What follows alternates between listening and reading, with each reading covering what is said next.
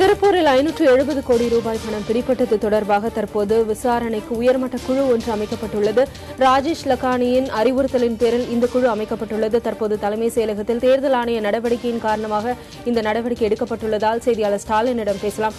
ஸ்டாலின், தற்போது இந்த பணம் பிடிக்கப்பட்டிருக்கிற விவகாரத்தில் உயர்மட்ட குழு அமைத்ததற்கான காரணம் என்ன? சற்று முன் செய்தியாளர்களை சந்தித்த ராஜேஷ் லக்கானி இது ஸ்டேட் பேங்க் உடைய பணம் தான் அப்படின்னு குறிப்பிட்டிருந்தார். தற்போதைய நிலை என்ன?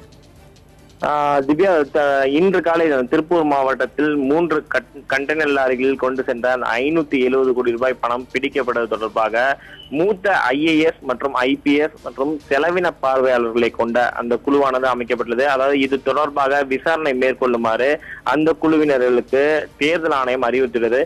தலைமை தேர்தல் ஆணையம் அறிவுறுத்தலின்படி மாநில தலைமை தேர்தல் அதிகாரி ராஜேஷ் லக்கானி இந்த குழுவை அமைத்துள்ளார். குறிப்பாக மூத்த IAS, IPS மற்றும் செலவின பார்வையாளர்கள் இந்த சம்பவம் தொடர்பாக உரிய விசாரணை மேற்கொள்வார்கள் என்று எதிர்பார்க்கப்படுகிறது. அதாவது இந்த விவகாரம் தொடர்பாக இன்று மதியம் கூட தலைமை தேர்தல் அதிகாரி ராஜேஷ் லக்கானி செய்தியாளரிடம் தெரிவிக்கும் பொழுது அந்த 570 கோடி ரூபாய் பணம் என்பது SBI, அதாவது பொதுத்துறை வங்கியுடைய பணம். அந்த பணமானது இன்று கோவை மாவட்டத்திலிருந்து விஜயவாடாவுக்கு கொண்டு செல்லும் வழியில் தேர்தல் பறக்கும் படையினரால் பறிமுதல் செய்யப்பட்டுள்ளது. இது தொடர்பாக உரிய விசாரணை மேற்கொண்டு வருவதாகவும், அதாவது சரியான ஆவணங்கள் இல்லாத காரணத்தினால்தான் அந்த பணமானது தேர்தல் பறக்கும் படையினால் பறிமுதல் செய்யப்பட்டதாக ராஜேஷ் லக்கானி தெரிவித்தார். அதாவது இது போன்ற பொதுத்துறை வங்கியினுடைய அதிக அளவிலான இந்த பணம் கொண்டு செல்லும் பொழுது சரியான ஆவணங்களுடன் கொண்டு செல்ல வேண்டும். ஆனால் இந்த சம்பவத்தை பொறுத்தவரை அந்த ஆவணத்துடைய நகல் மட்டுமே இருந்த காரணத்தினால் அந்த பணமானது பறிமுதல் செய்யப்பட்டதாக ராஜேஷ் லக்கானி தெரிவித்தார். அதாவது 570 கோடி ரூபாய் பணம் என்பது மிகவும் அதிக அளவில் உள்ளதால் அதற்கான உரிய ஆவணம் கண்டிப்பாக இருக்க வேண்டும். ஆனால் அந்த ஆவணத்துடைய நகல் மட்டுமே அந்த பணத்தை கொண்டு சென்றவர்களுடைய வங்கி அதிகாரிகளிடம் இருந்ததாகவும், அதனால் தான் தேர்தல் பறக்கும் படை அதிகாரிகள் உடனடியாக இன்று அதிகாலை அந்த பணத்தை கைப்பற்றி தற்போது விசாரணை மேற்கொண்டு வருகிறார்கள். இது தொடர்பாக மாவட்ட தேர்தல் அதிகாரியும் விசாரணை மேற்கொண்டு வரும் அதே சூழலில் இது தற்போது தேர்தல் ஆணையம் தொடர்பாக தேர்தல் ஆணையமும் இந்த ஒரு குழுவை அமைத்தது. மூத்த IAS, IPS மற்றும் செலவின பார்வையாளர்கள் கொண்ட குழுவை அமைத்து இந்த விவகாரம் தொடர்பாக உரிய விசாரணை மேற்கொள்ள வேண்டும் என அறிவுறுத்தியுள்ளது. திவ்யா, ஸ்டாலின், ஏற்கனவே திருப்பூர் மாவட்ட ஆட்சியருடைய உத்தரவின் பேரில் வருவாய் துறையினர் தரப்புல அவர்கள் அடங்கிய ஒரு குழு அமைக்கப்பட்டிருக்கு. தற்போது உயர்மட்ட குழு தலைமை தேர்தல் ஆணையர் தரப்புல இருந்து அறிவிக்கப்பட்டிருக்கு. இதனுடைய பின்னணி என்ன? இது ஒரு சீரியஸான விஷயமா அப்படின்னு நம்ம எடுத்துக்க முடியுமா? நிச்சயமாக திவ்யா, அதாவது இந்த தமிழக சட்டமன்ற தேர்தலை பொறுத்தவரை சுமார் தற்போது வரை 102 கோடி ரூபாய் பணமானது முழுவதுமாக கடந்த மார்ச் 4ஆம் தேதி முதல் தற்போது வரை பறிமுதல் செய்யப்பட்டுள்ளது. இன்று காலை தான் இந்த பணம், அதாவது அந்த 570 கோடி ரூபாய் பணம் என்பது மிக அதிக அளவில் இருக்கும் காரணத்தினால் இந்த விஷயம் என்பது மிகவும் ஒரு சீரியஸான விஷயமாக தான் பார்க்கப்படுகிறது. இந்த நிலையில் அது பொதுத்துறை வங்கிக்குரிய பணமாக இருந்தாலும் இது போன்ற பணத்தை மற்ற ஒரு இடத்திலிருந்து மற்றொரு இடத்துக்கு கொண்டு செல்லும் போது உரிய ஆவணங்கள் நிச்சயமாக இருந்திருக்க வேண்டும். அவ்வாறு அந்த ஆவணங்கள் இருக்கும் பட்சத்தில் நிச்சயமாக தேர்தல் பறக்கும் படை அதிகாரிகளோ மற்ற அதிகாரிகளோ நடவடிக்கை மேற்கொண்டிருக்க மாட்டார்கள். ஆனால் உரிய ஆவணங்கள் இல்லாத சூழ்நிலையில் தான் இது போன்ற நடவடிக்கைகளில் பொதுத்துறை வங்கியினுடைய பணம் தற்போது சிக்கியுள்ளது. இது போன்ற விஷயங்களை ஆராயும் பொழுது நிச்சயமாக கடந்த இந்த சட்டமன்ற தேர்தலுக்கு பல்வேறு விதமான நடவடிக்கைகளை தேர்தல் ஆணையம் மேற்கொண்டு வரும் நிலையில் அதிக அளவிலான பணம் தமிழகத்தில் சுமார் 102 கோடிக்கு அதிகமான பணம் தற்போது பிடிபட்டுள்ளது. இது போன்ற சூழ்நிலையில் தான் தற்போது இந்த பணமும் சிக்கியுள்ளது. இது குறித்த உரிய விசாரணை மேற்கொண்ட பிறகுதான் அடுத்தடுத்த கட்ட தகவல்கள் என்னவென்று தெரிய வரும். திவ்யா, தற்போது இந்த விவகாரத்தில் இந்த உயர்மட்ட குழுவினுடைய விசாரணைக்கு பிறகுதான் பணத்தை திருப்ப ஒப்படைக்கப்படும் அப்படின்ற ஒரு தகவலை தெரிவித்திருக்கிறார்கள். இந்த உயர்மட்ட குழுவினுடைய விசாரணை எப்போ தொடங்கும் எதிர்பார்க்கப்படுது ஸ்டாலின்? அதாவது இன்று காலை அந்த பணம் பிடிப்பட்ட உடனே மாவட்ட தேர்தல் அதிகாரி ஜெயந்தியின் அறிவுறுத்தின் பேரில் வருவாய் கோட்டாட்சியர்கள் மற்றும் வருவாய்த்துறை அதிகாரிகள் அந்த பணம் தொடர்பாக விசாரணை மேற்கொள்ள தொடங்கியுள்ளனர். தற்போதைய நிலையில் இன்று மதியத்திற்கு மேல்தான் இந்த உயர்மட்ட குழு மூத்த IAS, IPS மற்றும் செலவின பார்வையாளர்கள் கொண்ட குழு தலைமை தேர்தல் ஆணையத்தின் அறிவுறுத்தின்படி தலைமை தேர்தல் அதிகாரி ராஜேஷ் லக்கானி அந்த குழுவை அமைத்து உத்தரவிட்டுள்ளார். இது தொடர்பாக விசாரணை மேற்கொள்ள வேண்டும் என்பது. இது தொடர்பாக தற்போது வரை அந்த 3 3 கண்டெய்னர் லாரிகளும் திறக்கப்படாமல் தான் உள்ளது. அதாவது அந்த ஆவணத்தின் அடிப்படையிலேயே 570 கோடி ரூபாய் பணம் என்பது அந்த கண்டெய்னர் லாரியில் பேசலாம். தற்போது இந்த உயர்மட்ட குழு அமைக்கப்படுவதற்கான பின்னணியில இருக்கிற ஒரு நபரிடம் பேசலாம். அதாவது முன்னாள் IAS அதிகாரியான திரு தேவசகாயம் நம்முடன் தொலைபேசி இணைப்பில் இருக்கிறார். வணக்கம் சார்.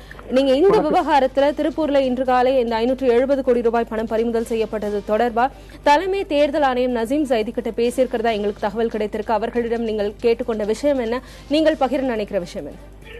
இந்த பணம் பிடிபட்டதின் தகவல் உடனே கிடைச்சது, காலையிலே கிடைச்சது. நாங்க என்ன நினைச்சோம்னா இதை சீரியஸா என்கொயரி பண்ணுவாங்க, பண்ணி இதை உண்மை என்னங்கிறத கண்டுபிடிப்பாங்க அப்படின்னு நினைச்சுக்கிட்டு இருந்தோம். ஆனா ஒரு மதியம் போல என்ன தகவல் கிடைச்சுன்னா, ஒரு income tax office assistant commissioner தான் இது என்கொயரி பண்றாரு. ஆந்திர பிரதேச இருந்து ஏதோ ஒரு போலீஸ்ல இருந்து மெசேஜ் வந்திருக்கா, இது எங்களுக்கு இங்க வர வேண்டிய பணம் தான் மெசேஜ் வந்திருக்கு. ஸ்டேட் பேங்க் ஆஃப் இந்தியாவில இருந்து ஒரு லெட்டர் கிடைச்சது, எங்க பணம் தான் கிடைச்சது. இந்த 3 தகவலும் எனக்கு மதியம் போல கிடைச்சது.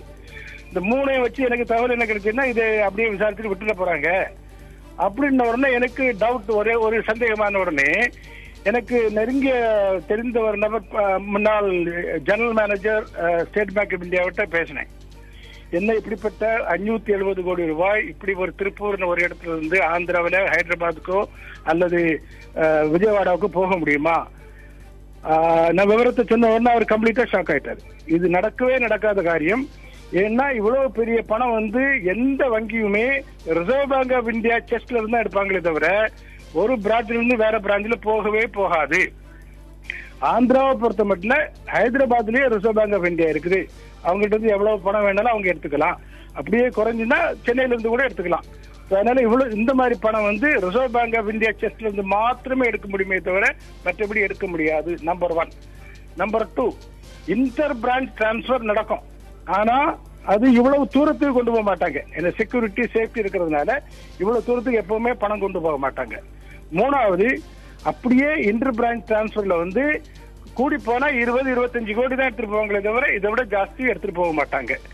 4வது, இதுக்கு உரிய சாலிட் ஃபுல் ப்ரூஃப் டாக்குமெண்ட் வச்சு தான் கொண்டு போக முடியும். 5வது, நல்ல செக்யூரிட்டி தான் கொண்டு போக முடியும்னு 4-5 பாயிண்ட் சொன்னார் அவர்கிட்ட.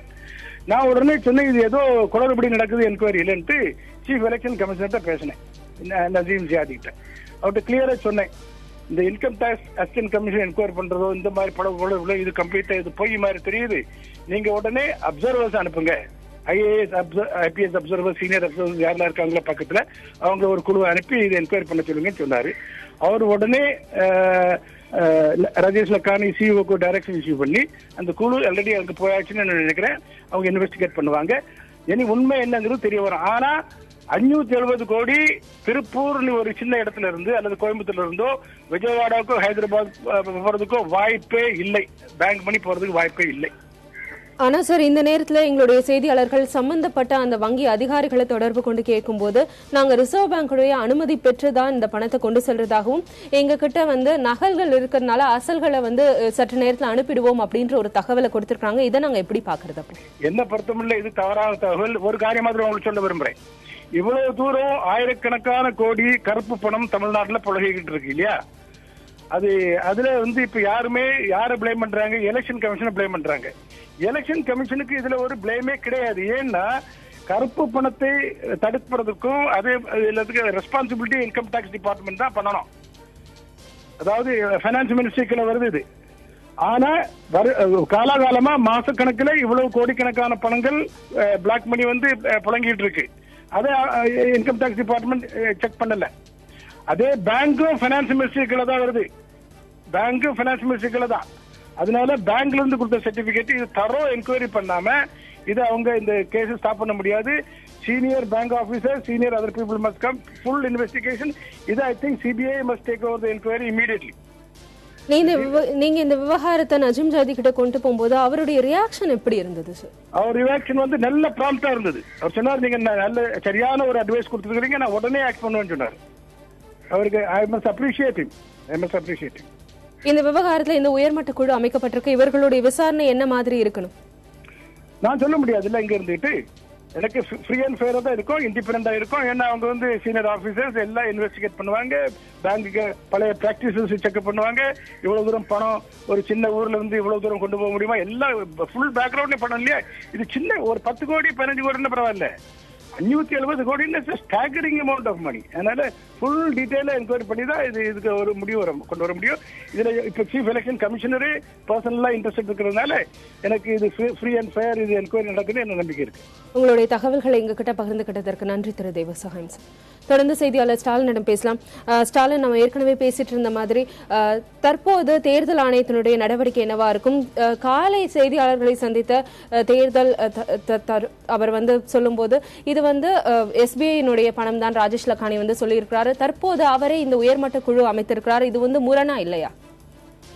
திவ்யா, அதாவது தற்போது ஓய்வு பெற்ற மூத்த ஐஏஎஸ் அதிகாரி தேவசகாயம் சொன்னது போல, அதாவது பொதுத்துறை வங்கிகளுடைய பணம் ஒரு இடத்திலிருந்து மற்றொரு இடத்துக்கு அதிக தூரம் கொண்டு செல்வதற்கான வாய்ப்புகள் மிகவும் சொற்பமாகத்தான் இருக்கிறது.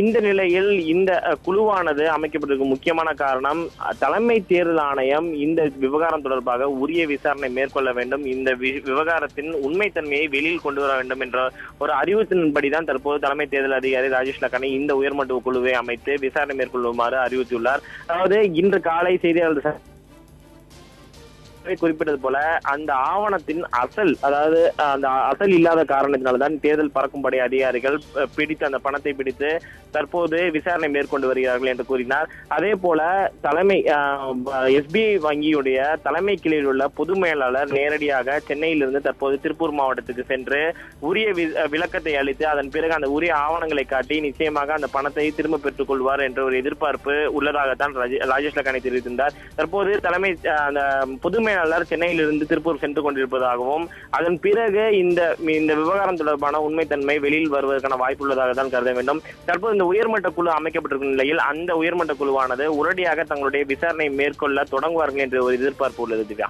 பணம் பிடிப்பது தொடர்பாக தேர்தல் ஆணையம் தரப்பில் எடுக்கப்பட்டு வரும் நடவடிக்கை குறித்த தகவல்களுக்கு நன்றி ஸ்டாலின். தற்போது திருப்பூரில் இருக்கும் செய்தியாளர் சுரேஷிடம் தொடர்ந்து பேசலாம்.